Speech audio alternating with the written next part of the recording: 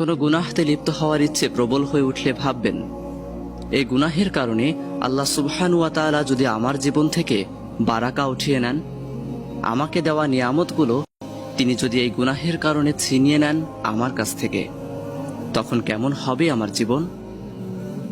আল্লাহর দেওয়া অনেক নিয়ামত আপনার জীবনে বিদ্যমান।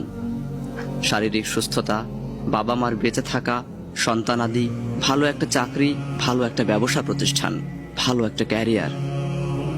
আপনি ভাববেন যে পাপে আপনি এখন লিপ্ত হতে যাচ্ছেন, তার শাস্তি হিসেবে যদি আপনার শরীরে বাসা বাঁধে কোনো মরণ ব্যাধি, যদি বাকি জীবনটা আপনাকে দৌড়াতে হয় হাসপাতাল থেকে হাসপাতালে, কেমন হবে তখন জীবন?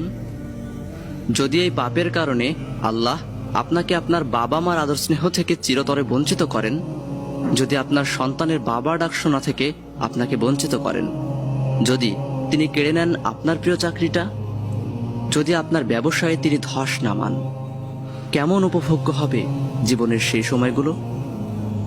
ভাববেন কোনটা অধিক বেশি দরকারি, আল্লাহর ক্রোধ থেকে বেঁচে নিয়ামতগুলো নিয়ে বেঁচে থাকা, নাকি সাময়িক আনন্দের ওই পাপে নিজেকে ভাসিয়ে দেওয়া?